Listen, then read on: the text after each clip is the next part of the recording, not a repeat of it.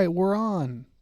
Hi. This is Two Hats and a Chat, where Jerry and I talk all things tech, hacks, and cyber attacks from Wilkes Community College. otherwise known as Harvard on the Yadkin. Oh, okay, yeah. I was like, what? Yeah, in the great state of Wilkes County, What? right? Yeah. North Carolina. Yep. Well, Jerry, Yeah, I'm Jerry. it's been 2 weeks. By the way, who are you? I'm Randall. Okay. Nice. Yeah. It's been 2 weeks. What's up? Same old. Any fun changes? Well, we got our lab fixed, but we can't do a walk around with it. But the screens are nice. The They're screens super are very sweet. nice. Yeah. Yeah. So They're very bright. Not the screen. the projectors. The projectors are yeah. bright. Yeah, I've had the deer in the headlights more than once. Yeah. That's kinda Wearing a awkward hat experience. is very important now. Sunglasses too. No, I mean it's really good. I think the lab looks pretty good. They didn't have all the changes that we were hoping for though. Yeah, we still got some on the burner. Still working on some stuff. Got some more money to spend. So stay tuned. Yeah, right. We'll see where it goes. I mean, I guess if you want, I could throw out an interesting news blurb that's happened the last couple of weeks regarding Microsoft updates. And if you happen to be a Linux user, you might have seen that update as well with the Microsoft certificate from 2011 that's used on UEFI Secure Boot. Yeah. Hear about that thing? Oh, I did today when you were telling me about it. Otherwise, I was like, "What? What am I supposed to do?" I mean, yeah, it's kind of not really a thing. I mean, if you're on Microsoft, particularly Windows 11, you're already patched. You're good. If you're on anything other than Windows 11, well, you don't have updates. So not really sure how that works because I'm not on Windows. If you are on Linux, you probably got a notification and you did it. Right, yeah. I did see it show up in some of my news feeds where it's like, oh, this, you got to make sure you update this. And I just thought, well, what is this and how many people know what it is? So Secure Boot is part of the UEFI firmware, which is part of your BIOS. Right. Well, actually kind of replace your BIOS. But the idea behind the Secure Boot is before the UEFI hands off to your hard drive bootloader, is to have some security mechanism in place to make sure you don't get a rootkit. Well, to avoid booting from a rootkit or things like that. So that was the whole idea. As soon as we start talking about security, we get into this concept of authentication. So in order to have security, we have to be able to authenticate something. What is that? That is, I don't know. No, the easiest way, the way I explain authentication is think of it in terms of your driver's license. Right. It's your proof of ID, right? Mm-hmm. Now, in order to get a driver's license, and no, this is not my driver's I was license. about to say, you're going to just show it all. Here's my driver's license. No. In order to get a driver's license, what do you have to do? To be honest, I don't remember. Right. I've only been renewing it for like 6,000 You years. got to I prove don't that you remember can what I had to drive do. stuff. Okay, you got to prove you can drive. Yeah. What else did you have to do? You have to prove that you are you. How do you do that? Take a picture. Take a picture. Have a. What all did I bring? Yeah, what did you do? How did you get a driver's It's been license? a while. I got to be honest. It's been a while for me too. But if I had to assume, I had to prove it was me somehow. Maybe a birth certificate. Probably a birth certificate. Maybe Probably. a social security. Maybe an SSN. Something like that. Yeah. So that's how you got your driver's license, and then you could like hand it to me and be like, "Hey, I am Randall," and I'd look at it and say, "Yes, you are Randall." Because you trust that it's been proved that I am me. That's that process. That's the point that we're kind of after, particularly with the DMV example, because like I have my faculty ID here. In order to be a faculty member here at Wilkes Community College, which you are, right? What did you have to do to get hired here? Similar process. You had to prove you're who you are. Yeah. Right? Yeah. Yeah. Would anybody accept this as my valid proof of ID? Probably not outside Right. the college. Not outside the college. Nobody would accept this. Even though I had to do the same thing, I still had to prove who I was. Mhm. So kind of the point I'm going here is with authentication, you need to be able to prove who you are. But with this UEFI thing, it uses a certificate. And everybody's like, what's a certificate? It's your driver's license. Mm-hmm. I trust that you are Randall I've never seen your driver's license. I don't. Are you Randall? I don't know. It's a All of a good sudden, I have question. no idea. It's a good I just question. spooked myself. All right. I have no idea who I'm talking to. Let's just say yes. Okay, you are Randall. I'm going to trust the college because they say you're Randall. That's right. So that's what I will trust. But that's the thing with certificates. There's somebody that you trust. Mm-hmm. So we trust the DMV that they have authenticated you. So when you hand me your driver's license, it is like handing a certificate. I trust the DMV. So a certificate is something that a computer thing carries around that says, hey, so-and-so said I'm okay. And in this case, with the UFI thing, the certificate is from Microsoft. And everybody said, we trust Microsoft. I'll leave opinions alone right there. Exactly. We won't go into that. But at the same time, if we're looking at enterprise, and we're looking at business, and we're looking at the real world of computing, Microsoft as a company is a trustworthy entity. It has been for something like certificate authentication. Mm-hmm. And yeah, so when UEFI was being developed, that firmware was being developed, and the idea of a secure boot to kind of bypass before booting up to make sure that this is secure. Mm-hmm. A certificate was used. And the decision was, hey, let's use Microsoft's certificate from 2011. Because, yes, great idea. It expires in 2026. So everybody's like, if you don't update your certificate and you are using Secure Boot, you can no longer authenticate. Yeah. Problem. And I think Microsoft, when you do Windows installations, requires that Secure Boot. I think they do. Yeah, so. It's been a while since I've done that. Yeah, I think they do. And also, Secure Boot is a lot of times on by default, like you mentioned before the show. Yeah, so I think mine's on because I just never turned it off, but I don't even use Windows. Am I running Secure Boot on my laptop? I don't know. That's a good question, too. My laptop's been acting kind of weird. But I updated the firmware, so I'm good. I don't care. I updated my certificate. I don't care. It doesn't matter to me. But that's basically what happened is that that needed to be updated.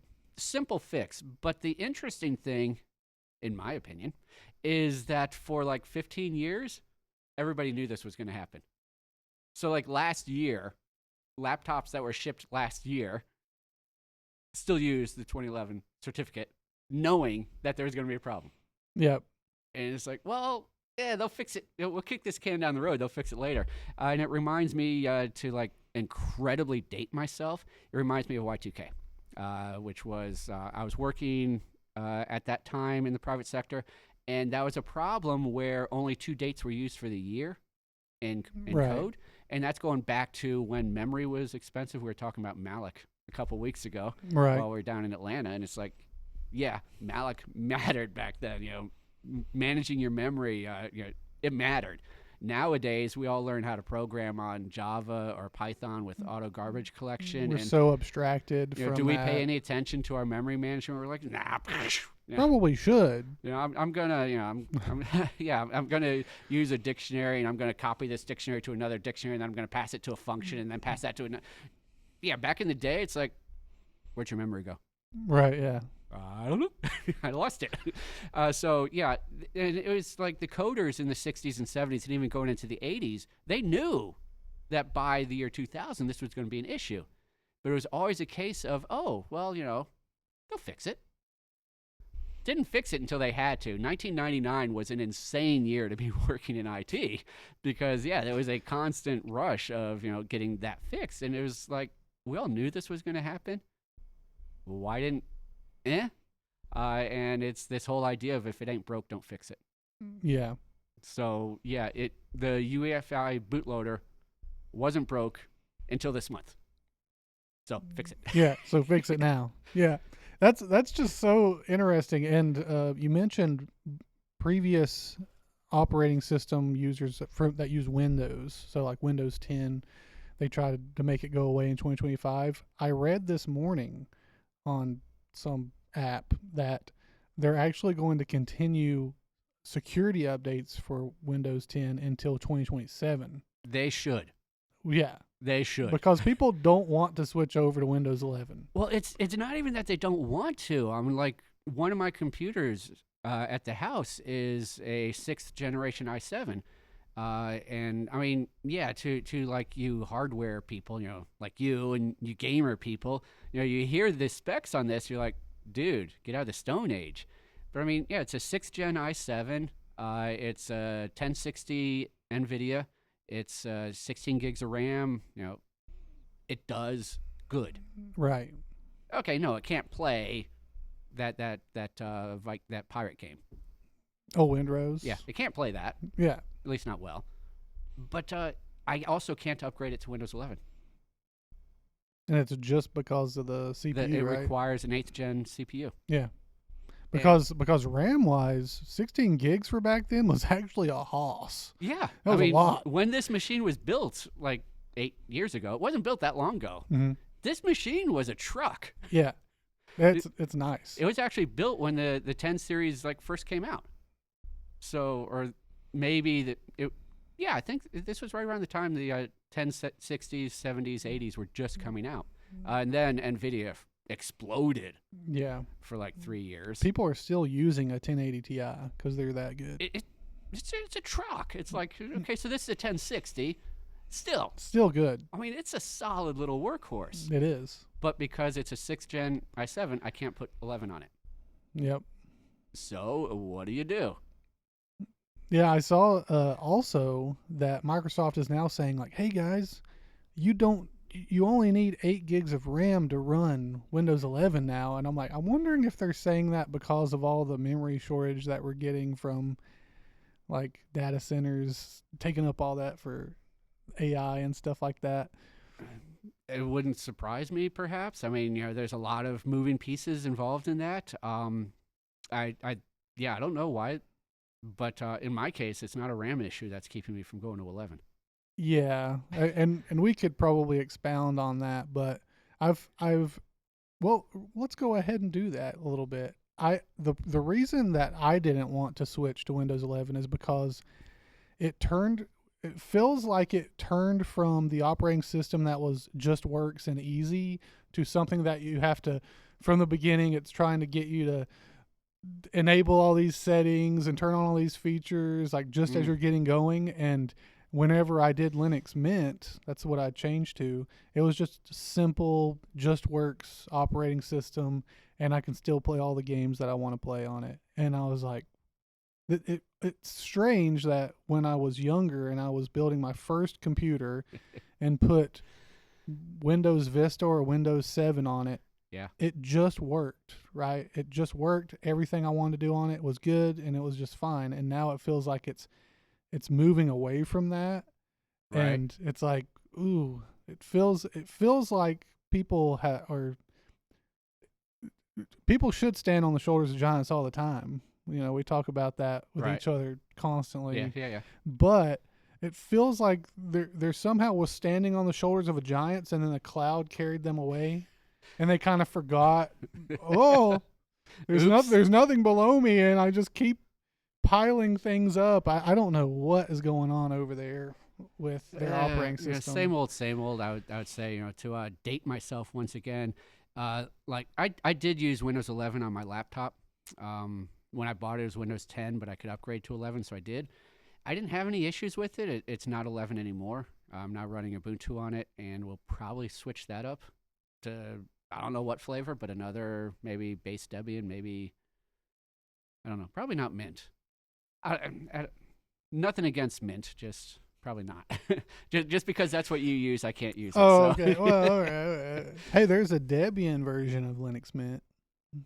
Debian edition. Well, maybe I'll just get like really adventurous and like go Arch. Ooh. And just be like, hey, I'm just going to force myself to build everything. It's like, no, I'm not going to do that. And for those of you that don't know, Arch is kind of like a DIY very much so. Style operating system where it's like, oh, you want to listen to music? Well, you're going to have to get a package because we don't, you just can't. It's not there. Yeah. Yeah. I mean, I'm running Ubuntu on all of my systems and yeah, it works for me. But going back to the Windows thing, I didn't have issues with Windows 11, and everybody was complaining about it, and I was like, it works okay for me. It reminded me of, to date myself again, of the whole Windows Millennium Edition thing that happened. That's before your time. You're like, nah, Vista. That's the start of the universe. What? Maybe XP. XP is the Big Bang. Well, That's I actually remember, not to interrupt you, but when I was a kid, Tarzan the movie on VHS came out on my birthday, and someone got it for me, and it came with a disc to play a Tarzan game on the computer. yeah. And I remember being like, "Mom, Dad, let me play this game on the computer." And then my dad was like, "No, you can't." And I was like, "Why? You let me play games on here all the time." He's like, "We have to have Windows 98." So I was actually before Windows 98 Yeah. was my original computer. I Windows still have 98. it. Yeah. Windows Yeah. 98. Yeah. It was Um, before then. So what version of Windows could I have had that was before Windows 98 that I couldn't play the Tarzan game on? 95. Maybe. Maybe 311. I remember having a really cool Mickey Mouse game where he was getting like stuff to have a birthday party, Uh-huh. and so you could go to the store and be like, "How many chips do you want?" And you're like, 10. And it's like, "Okay, here's 10 chips," and you go around and essentially set up this birthday party for Mickey's friend. I think it was for Clarabelle, is what I remember, Yeah. and it was just really fun.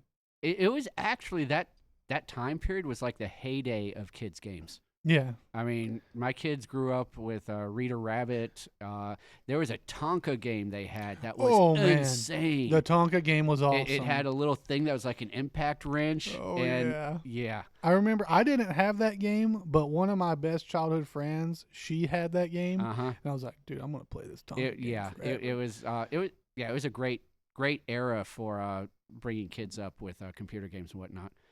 But yeah, maybe 95, probably 95 if you're playing the Mickey Mouse and those things. Yeah. Probably. It was awesome. I have that game. I found the box for it. I've got the Tarzan one. I've got I've that still one too got it in somewhere. the container with the Yeah. movie when we bought it for. And I remember someone for Christmas back then getting me the Tiger Woods Golf 98 game Mhm. for PC. That was fun too. We're like way off on a tangent here on retro games and probably abandonware, but the Tiger Woods was cool. But I got really big into Lynx 386, Oh, yeah. and some of those, and we all started playing them as a group, and it was really neat to like do that with the kids and all that. But one of the things I really liked about the Lynx series was the heckling, if you will, from the crowd. Not really heckling so much. So it was but like Happy Gilmore almost. no, maybe not. Yeah, let's not go heckling. Just like normal crowd response. Oh, okay. Like if you yeah. watch Like, golf, it's like oh. there'd be that, but like also like there'd be just the random audio barks, going into game development terminology here, but random barks Yeah. when you made a good shot or you made a bad shot, or the putt's getting closer to the hole and the audience is yelling. It's like that was cool. Yeah. You know, It was new at the time too. yeah, I mean, and I awesome. mean, you've seen me golf. Nobody's gonna yell if I'm golfing. They're gonna be, oh, I've man. seen it. I haven't seen. We haven't gone and actually played an actual round of golf, It's not gonna be better. but I would say it'd be fun. Just because I have nice clubs doesn't make it better. Golf is hard. It is, but it's fun. It yeah. is. Yeah, I'd like to golf more. It's fun. It is a fun one. Did you guys ever have the grade school games where it was like, Yes. here's the second grade game and it had Yes. the dog? Yeah, yeah. Man, my mom did that Yeah. for me. Oh my gosh. Yeah. The second grade one, I remember I had a lot of fun with it because it was the one with the dog or the rabbit. I can't remember which one it was, but There sorry. goes the phone. Gosh, where was it? Oh, it had a marble game. So you would go out into the recess area and you get to play marbles. And I was like, this Nice, is fun. nice. Love that. And then Yeah. there was a fourth grade game where you were inside of like a haunted mansion. Man, that one didn't make much sense to me because you would go around and play mini games. Okay. And then yeah. it would have, when you've completed a certain section, you would go and then take a test. A test of which they didn't give you any study material for. And I was like, which fourth grader are they making this game for? I don't know any of this stuff yet. Sounds like the tests I give in class. Oh. I mean, that's probably how. To this day, I could probably play that game and be like, I don't know. Don't know the I don't know answers, the yeah. answer. And I just remember there being like a cool like liquid puzzle game where you're trying to get the liquid through the pops or something like that. It was That fun. does sound familiar. It was fun. Yeah. And you had like this little cart outside where this little oracle lady was out there, and you could go talk to her. I don't know, just those old games really. It was a time period. Yeah, It was a time period. they're great. I'm curious. Well, I guess I shouldn't say I'm curious why they don't have it. My kids have been playing the Bluey game.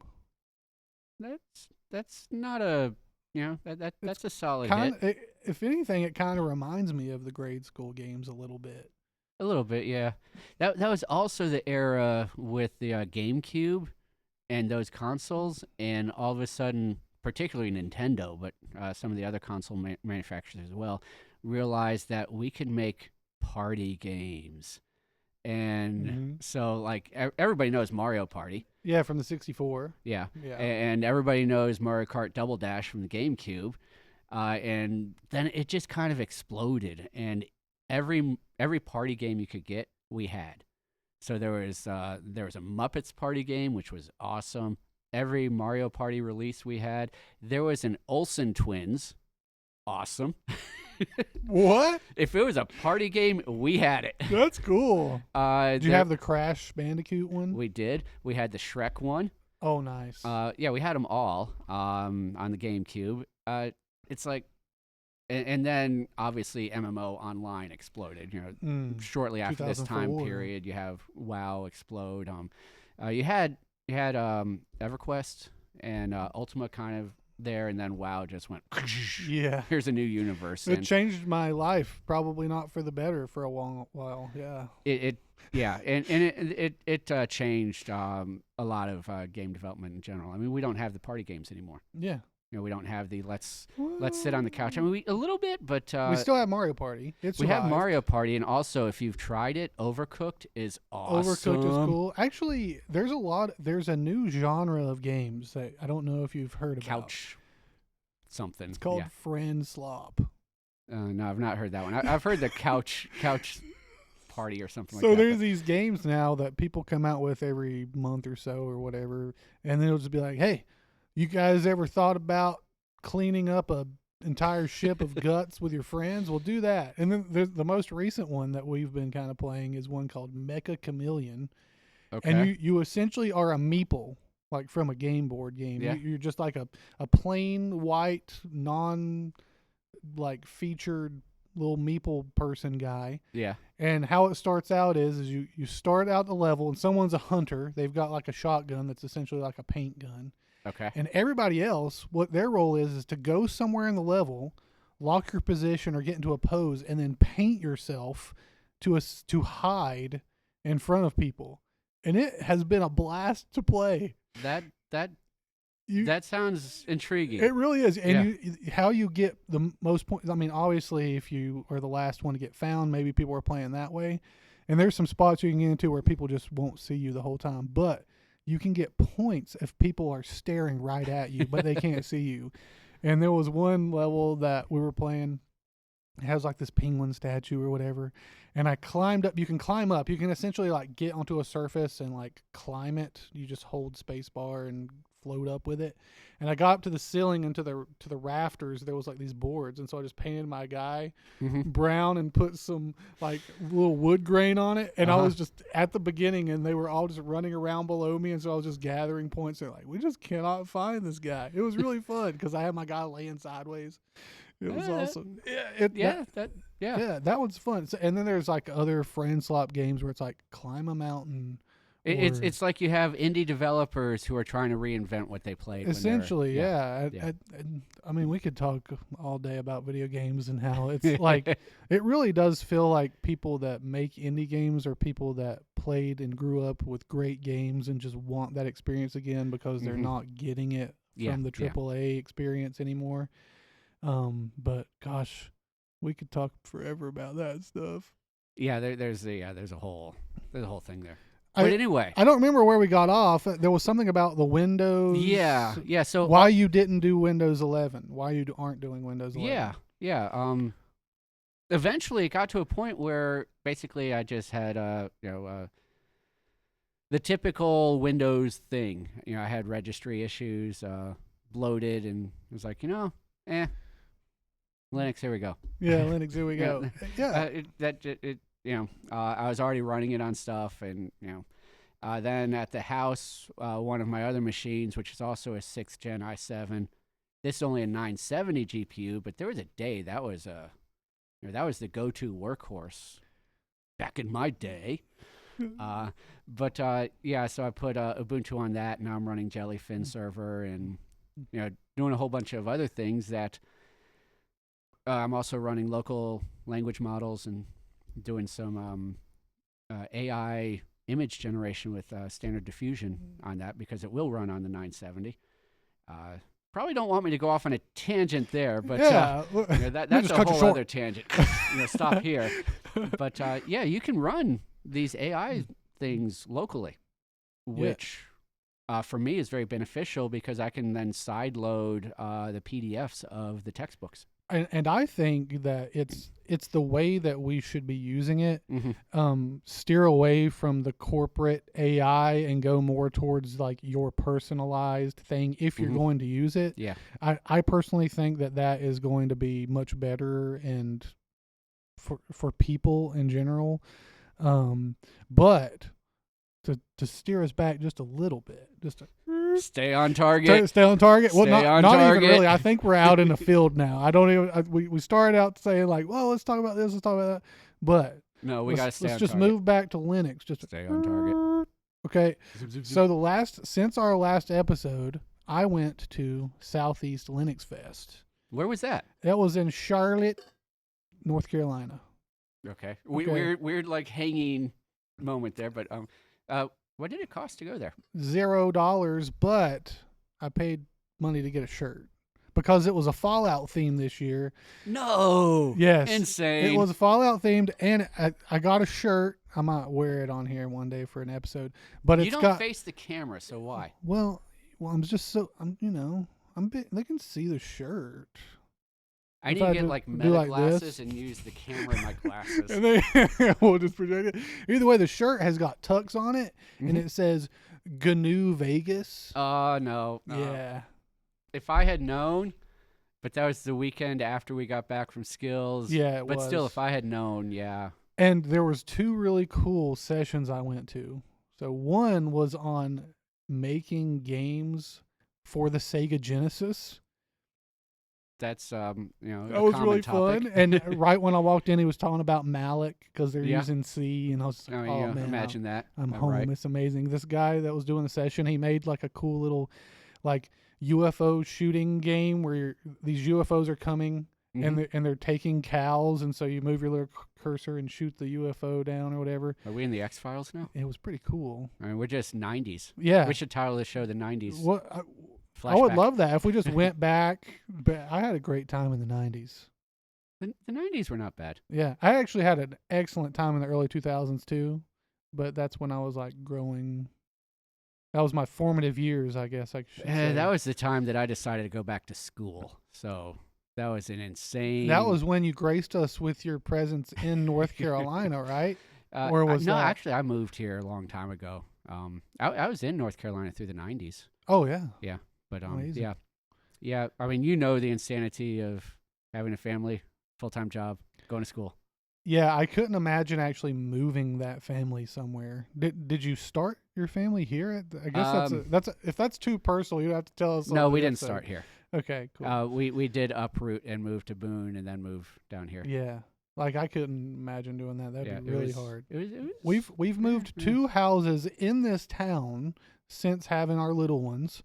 And I could not imagine going like a greater distance. And if you have a really good arm, you could actually throw a rock between the houses. Yeah. If you had a really good arm. Actually, if you could drive a golf ball like you can, you could probably hit the. I mean, if I'm getting hold of it. I mean, if it's a good day, a little bit of tailwind. Yeah. Oh boy. Yeah, I bet you could do it. We might. It'd be close. It's actually true. Or you're gonna break a windshield yeah, somewhere. And technically, well, from my little house to your place, it wasn't that far either. As the crow flies. Yeah, as the crow flies, it was really as far close. as driving. Yeah, It's yeah. like, why is there not a straight road? Because we're in North Carolina. Because we, God's country. Yeah, yeah. You know what I'm saying? We don't do straight roads. But the second one I went to, you would have loved. This guy made a recreated. Gosh, what was that thing called? The PDP. He said. Oh, yeah. He said it was PDP a. 11. Yes. Mhm. Yes. I think it was almost it exactly. He said that it was a computer that used to be on a rack, and the thing cost like $100,000 Oh, yeah. or whatever. He made a replica of it with a Raspberry Pi. I mean, that's And how hardware has It changed. was pretty cool. And he bought a kit that was this PDP guy sitting on a desk, and it had all the flashing lights, and you could input the bootloader sequence into it. Nice. It was awesome. You would have loved it. And then you can write your assembly code on it. Yes. Yeah. Yeah. It was so neat. No. I think those two were my favorite sessions that I went to. I only went on Saturday. It runs Friday, Saturday, Sunday. I only went on Saturday. It was a ton of fun. I'm going to have to make sure to go next year. Next year you should go with us. Yeah, I mean, I keep saying that. You did say that last year. You didn't tell me it was going to be Fallout. And the cool thing is right in the little like hall or whatever where people are hanging out. Mm-hmm. There was radio folks there, and yeah, they were like, "Hey, you got your amateur license yet?" And I was like, "Not yet." Let me. But I got the book. I got the book. There were some. I don't know if they were representatives of them, but there was the ARRL in representation there. And there were people have this cool like hand radio, and I really wish you were there so I could be like, Jerry, what does that what is that exactly, so I can go and buy it, because they were just walking around with their cool thing with their antenna sticking out of their bag, doing cool stuff, and yeah, the kind of stuff that makes other people go like, "Oh, what a geek!" It's like, yeah, it's me. And I was telling folks that we were there with, I was like, man, I cannot wait to do this kind of stuff. It's going to be so fun. Yeah, it's. I need to get back into it and start reading my book again. I know that 2027 is when they renew, like do a new book. They do, yeah. So but I'm curious as to what all will change. The changes will be minor. Right. If you have the older book. So if I take a 2027 test with my older book, I'll probably still pass. Yeah, you should not have a problem. All right, cool. I'm not aware of any major regulatory changes, but aside from that, the bands are the bands. 2 meters, I mean, that's not 144 gonna megahertz. change. It doesn't change. The math doesn't change. What you're qualified to use doesn't change. Right. So, yeah, Ohm's law hasn't changed in goodness, I don't know when he came up with it. 100 years ago, whenever Ohm came up with it, it hasn't changed. Yeah, I know. It's a law for a reason. Yeah, so it's like, nah, yeah, you'll be fine. They were also encouraging people just to take the amateur license radio exam. They give an exam on Saturday night, right? And they're like, it's free. Like you might as well just take it and see if you can pass, even if you don't know anything about it. So they were encouraging people. That might actually be like the Charlotte Amateur Radio Club. We have an amateur radio club here in Wilkesboro, Foothills Amateur Radio Club. Yep. But that might be the Charlotte club that was sponsoring all that. It'd be really cool, and we've actually looked into it a few times to sponsor a booth at Linux Fest. It's not out of range of what we could do even with just the club. Right. So I was like, this could be a cool little place to meet up and talk to folks. Potentially. There was a guy from Georgia that was there, and he was telling us about at the Goodwill in Charlotte, there's something they have set up called the Grid, where people have brought in like all of their equipment, and he's like, yeah, last year I got like a 9th gen laptop for $20, and all it needed was a hard drive. And this is the Goodwill in Charlotte? In Charlotte, yeah. So could be there in hour and a half. Yeah, and we could also go to Micro Center. That'd be pretty fun. Oh, no, I can't afford Micro Center. We do go by Micro Center. I've actually, I don't think I've ever bought anything from the Micro Center when I've gone. I would manage not to, but I'd be unhappy about it. But when I got home, I immediately then did buy something that I saw. Oh, yeah. So that you can find cheaper somewhere else. The previous time going to Micro Center, I bought my first 3D printer after going. been pretty fun. I never got into that stuff. I I didn't think I would be a 3D printer. So why are you a 3D printer? I He wh- said knowingly. well, actually, do you know? Because I'm not so sure myself. I think. Well, actually, I have a wait, theory. I have a theory. Let me. If we want to jump into it, we can go in. I'm jumping in feet first. Watch this. See how deep the water is. Last week. Jump in head first. Okay, the reason I got the 3D printer is because I like to play tabletop war games. I was right. You were right. I was I right. knew you were going for it, and I was now right. I'm just like, now we're just going to talk about it. So apparently, you can print off some pretty good terrain with filament printers Mm-hmm.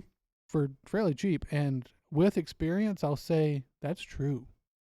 And 3D printing. Yes, 3D printing, and I've been looking into resin printing, but it's like a whole other bag of beans. Yeah, I've heard there's issues with exhaust ventilation. Yeah, you got to be in a fairly well ventilated area because, gosh, and there's like the resin is a liquid, Mhm. and then it has this bed that goes down into the liquid, does a UV light Mhm. as the line, and then comes back up and just does that for however long it takes to build that thing.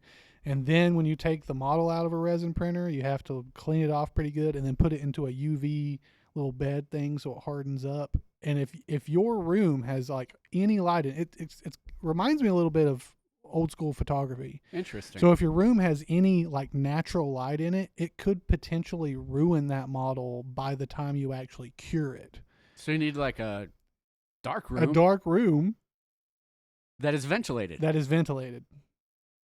To do it like to pristine. Now, some See, now people don't I have start thinking about like Project Hail Mary, and that. I've heard that I need to read that. I would recommend reading it. The movie was really good. It was a good movie, but the book experience was much better. Yeah, I've heard that from a friend as well. Yeah. They were Yeah, saying that. it's really good. But yeah, 3D printing for tabletop wargaming, I'll tell you what. It's the thing. And a new edition of probably my favorite tabletop war game came out last Saturday, and I've been building models like a madman. Yeah, I mean, imagine if you add 3D printing to actual 3D modeling skill. Oh yeah. You can not just download, terrains. Yeah. You can modify the terrain. You can modify it. Mhm. So my buddy, what we used to have to do, so when I travel with my figures, my little dudes, I use like a travel case that has metal sheets in it. Right. And then I magnetize the base of the guys and so they stick on it and they don't move around. Almost like a seatbelt. Now what I used to have to do is I would take this like epoxy / plastic model putty called green stuff. Yeah, I've got tubes of that. Yeah, Uh-huh. so green stuff.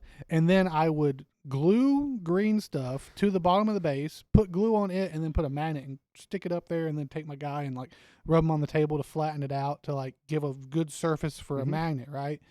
And I was like, man, it gets annoying because you have to keep the green stuff moist and Right, you know, yeah. you Yeah. get sticky and all that. So my buddy, he actually modeled a little magnet holder that goes on the bottom of your base. Okay. You put the magnet in the little magnet holder, you glue that magnet holder to the base, done. And there you go. I used them last night and I was like, Game changer. this is a game changer. Nice. It's amazing. Nice. It's really, really good. Like he did a great job with that. So and that's the kind of stuff he can do because he's used to like using CAD and things like that. Yeah. And I was like, man, what else could we make? What else? The sky's the limit. It is. And then yeah. Just the other day, just to aim more in that direction, my boss makes cakes and does dessert stuff, pastries and things. She's been making cookies lately. Right. Right? Okay. So she's like, can you print off cookie cutters for me? And I was like, actually, I probably could. I mean, yeah, I would think so. And she got some filament that's food safe. Apparently, you have to get food safe filament. Though I think all of this, there's different types of filament, and I think the type of filament that she got, all of those types are food safe anyways. Okay. But she got a food safe specific one. Right. And then she went on this website that makes cookie cutters out of an image, like it makes an STL model out of it. Okay. and I Yeah. just put it into my little slicer. So it'll do like an outline of it. Yeah. So And like and I printed them off, and she made cookies with them this week, and she's like, "Yeah, they're perfect." nice. It was incredible.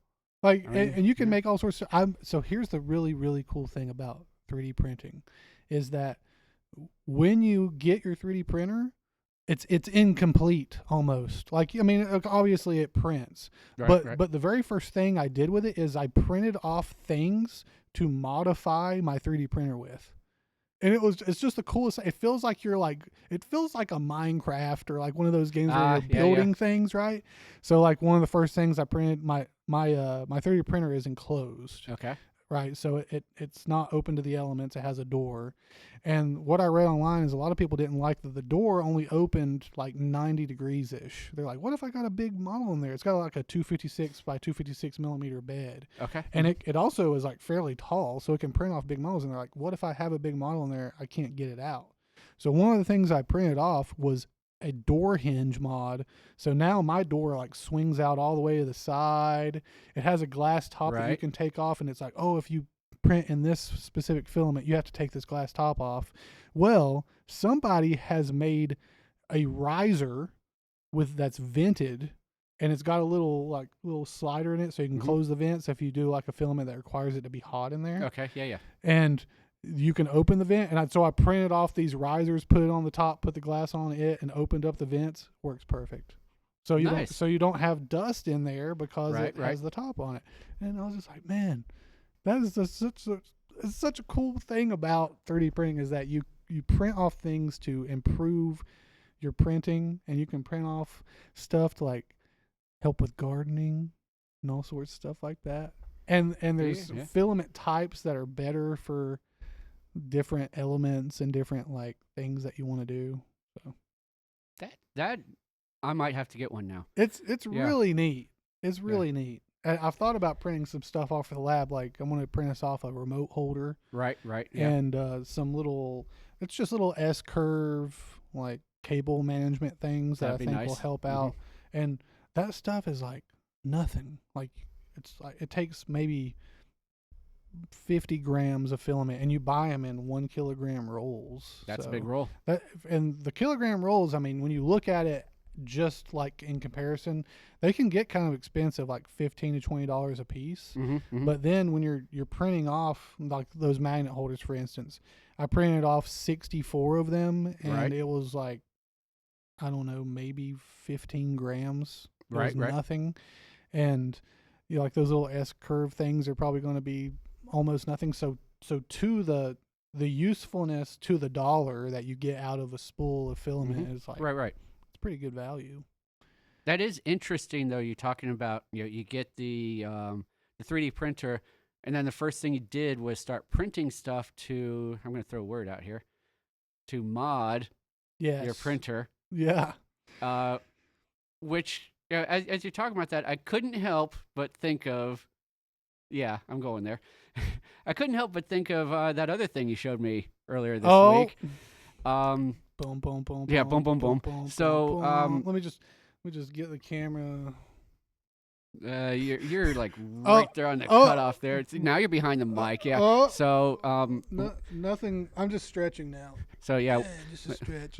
way to hide it there. Yeah. So yeah, it's interesting that we end up finding out that we're so similar in so many ways, despite like reasons we shouldn't be. But like one of the things that we have in common is neither one of us are interested in smartwatches. That's right. Yeah. And I've noticed just looking at smartwatches the last few years, especially, like this isn't talking about the Samsungs or the Apples or the Googles or these heavy Fitbits, these big ones, but like with the explosion of Temu and a lot of other online stores, you can get smartwatches for like $20, $25. Yeah. That mimic a lot of the functionality of these other ones, and it's. And if you didn't know any better, you'd be like, "Wow, that's a killer deal." That's awesome. Yeah. I mean, my mom's bought some. I've got other family members who bought some. But it's like, so who wrote the app that's this watch is connected to. Yeah. What information are You you know, giving it? Yeah, what information? Where's your data going? And this isn't. I'm not this huge privacy guy. I've been on Facebook for 20 years. I get it. My information's out there. Yeah. My pic. I get it. We, So we understand the price. I'm not worried about privacy, because But a lot of people are, and this is including health data. When you're using your smartwatches to like monitor heart rate or other health data. Mm-hmm. I'm starting to think about HIPAA, and are these applications on your phones that are connected to these? Are these HIPAA compliant? Is the cloud provider HIPAA compliant? And I'm starting to think about all this other stuff, and that's where I'm like, man, I am so glad I'm a legacy watch person. Yeah, exactly. I actually read an article last night because when we were talking yesterday, you mentioned something about watches. Like, oh, maybe we'll talk about smartwatches a little bit. So I went and read an article, and I think it was from 2025, and it was talking about how in an air-gapped network, someone had found out that you could use a smartwatch using frequencies to send data to things with microphones and other things like that.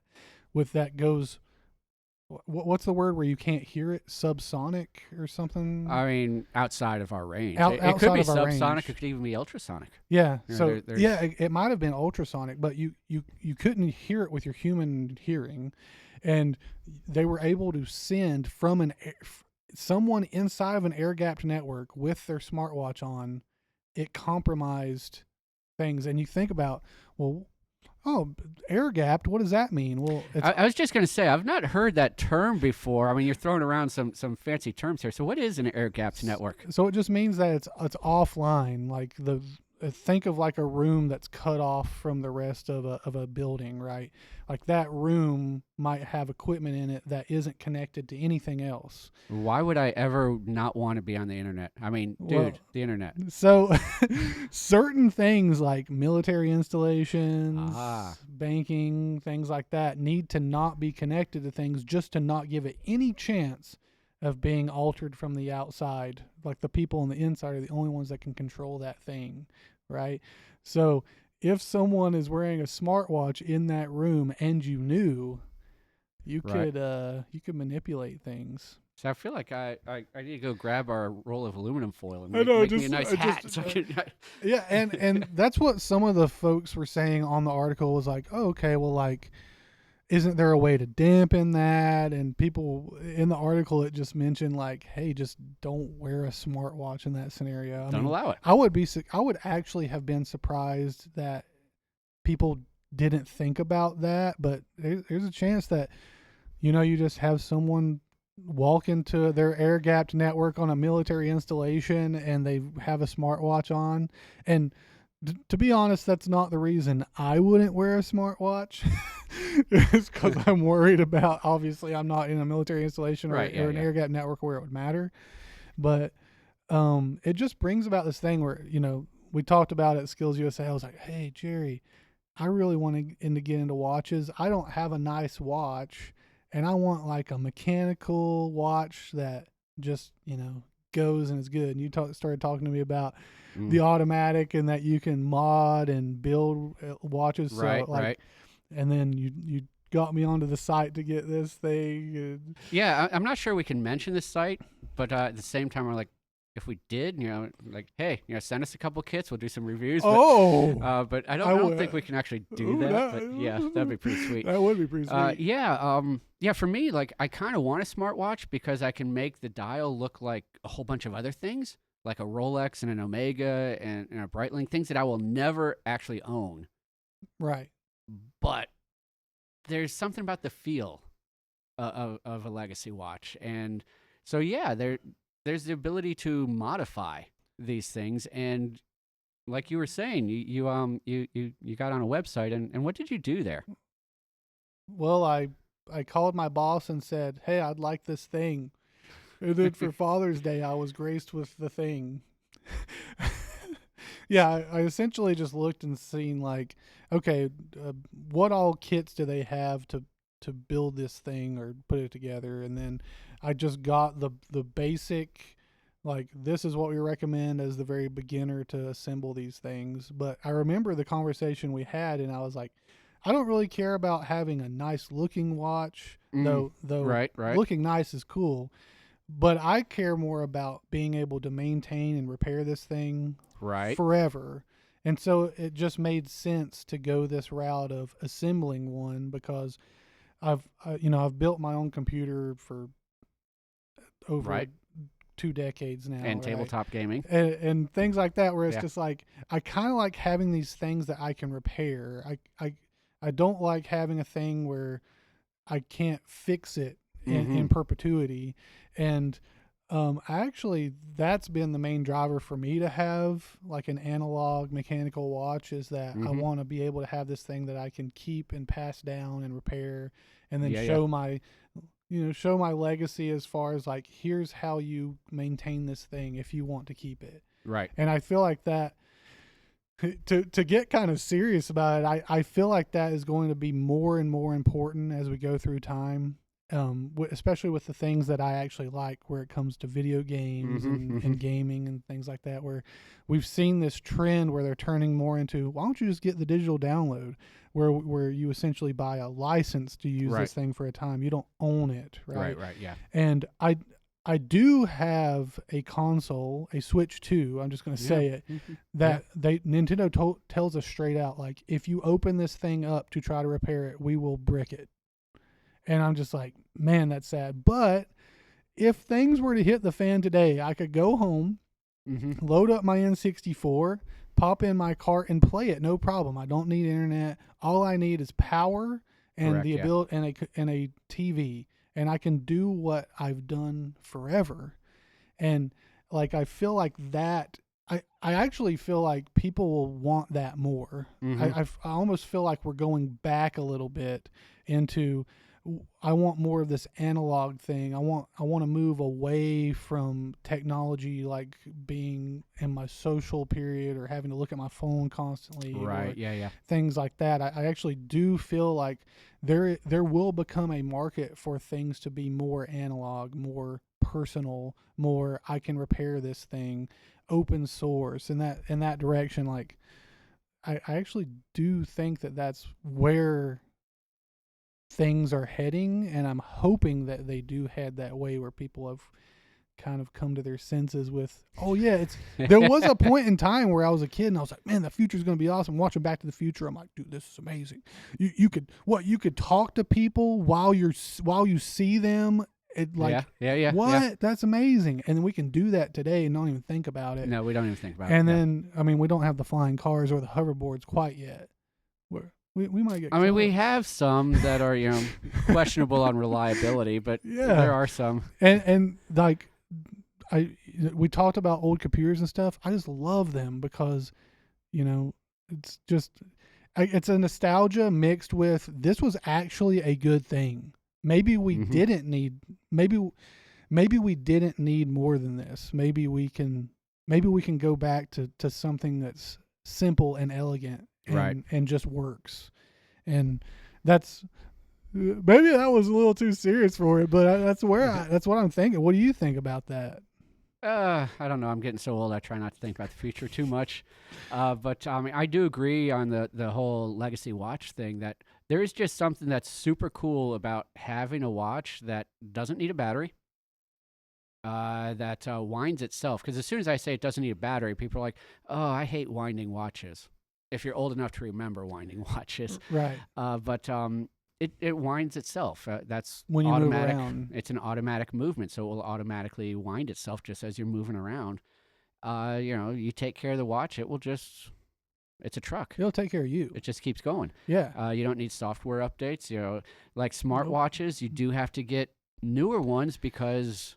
Yeah, maybe your device you're connecting to, it doesn't like that connection anymore, and it kind of leads down into this, like, planned obsolescence is a Right. thing. Like, And it's not that I'm trashing smartwatches. I think they're really amazingly cool, and I wouldn't mind having a Samsung. So if somebody wants to send me a Samsung, I mean, yeah, I would like one. and if I had a medical issue to where I needed to keep track of my heart rate, it'd be perfect because it's everything I need around my wrist. It's helping me stay alive. I mean, Like, that's one of the things I would like. I like jogging. It's a great thing for tracking all of that kind of stuff. I can offload music and or audiobooks or whatever. A lot easier than dealing with my phone per se. So I mean, there's just a huge number of advantages to it. So I mean, Absolutely, yeah. I'm not trashing them. It's just, you know, legacy watches are cool. Yeah, and I think there's room for someone to make a smartwatch that isn't trying to get your. I mean, I don't know who you're going to trust to do that, but isn't that. I mean, obviously, people that are making smartwatches aren't just straight out saying we're gathering your data, but there probably is. There might be a company out there that says, yeah, I actually do like classic analog watches, but I see the use of smartwatches, and they may make some Frankenstein amalgamation of that there sort are of thing. there are several that are hybrids that are intriguing. Yeah. I mean, like going back to the Samsung or the Apple watches, if you're going to get a Samsung because you're probably using a Samsung phone, or an Apple because you're using an iPhone, it's like those companies already have your stuff. Right, yeah. So, yeah. Yeah, well, so if I'm going to go with a smartwatch, I'm going to go with one that, goes with my phone that, they already own me. So, I'm good with that. It's like, whatever. Yeah, but imagine, though, and we're not saying that there's not ways to repair those things. I've repaired iPad screens and things like that, and I'm sure that there's sites out there where you can buy a replacement screen for your smartwatch. There is, no doubt. But like a case in point, for my oldest son, when he graduated high school, got him an automatic skeleton watch, by Bulova. It's a Bulova watch. I mean, I guess I can say that, yeah. And he graduated high school 12 years ago, 13 years ago. Still wears it. How many people are wearing the smartwatch they bought 13 years ago? That's what I'm talking about. Right. Not that the smartwatches are bad, but this thing of, I can buy this one and I can give it to my kids in 80 years. Exactly. And like, as it was really cool to go through the building process, and the things you warned me about being hard were hard. But it's like, I'm already telling my kids, like, hey, because they look and see my watch, and they're like, wow, that's a really nice watch, Dad. And I'm like, oh, thanks, guys. Yeah. That's really nice of you. So you're already planning the next purchase. And then I'm just like, hey, when there's a milestone in your life, mm-hmm. I can customize and make you a thing that will last the test of time, right? Yeah. and like, you'll have this thing that can, and maybe it's just me being really sentimental about that. There's some people that don't, they just get the next and greatest thing and just move on to the last thing in the trash. Yeah. And that's, sure, do that. But for me, it's like, it would mean something to me to have my father give me a watch and have it and be like, this was your grandfather's or something. Yeah. Like that, to me, that just screams like, oh wow, someone cared about this thing so much that they kept it in this condition and maybe even repaired it through time. And now it's my responsibility to do that, right? I have those old pocket watches from both of my grandparents. Oh yeah. Both grandfathers. I have their pocket watches. That's awesome. One of them worked on trains back in the 1920s, 1930s.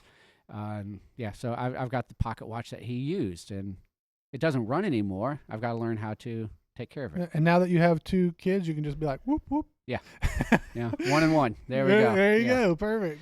Oh, man, that's cool. Legacy stuff is and I'm a very sentimental person too. So I think that's a huge deal to me, more so than the technology kind of side. Yeah. And it's a thing that, it was built to last because you were supposed to repair it. Yeah. It's one of those things where it's like, you buy this thing and then you have that thing and then you take care of it. Yeah. And I see that coming back. I just know that there's other people out there that are tired of the planned obsolescence. Buy this thing and you're going to have to buy a new thing and so many years or whatever. I mean, it's possible. It's a possibility. So how long have we been going? I have no idea. Oh my goodness, Jerry, we nearly made it an hour. Oh boy. We should probably save some topics for next week. Yeah, we got to say, gosh, if we talk about everything now, nobody, we won't have anything for next week. We won't have because we have a lot of things that we brought up that we can come back to next week. Absolutely. Yeah. And I watched the last episode. I subscribed. I have done neither. I'm a bad human. Look, I I actually got a little worried. I was like, what if this? I mean, I saw that we had some views on there, and I'm like, we're what? My head's getting too big. We're gonna go buy. We've gone viral. We've hit double digits. We have hit double digits. Jerry, we might get that watch. We ever hit triple digits? We've All right, we've gone crazy. Myself. Yeah. That'd be insane. Well, you want to sign us off? Do you remember the thing? I remember a thing. I know you remember the thing. So thanks for joining us. And as we just kind of let you guys go, just let's skip dangerous. Oh, and Panda out. Wow.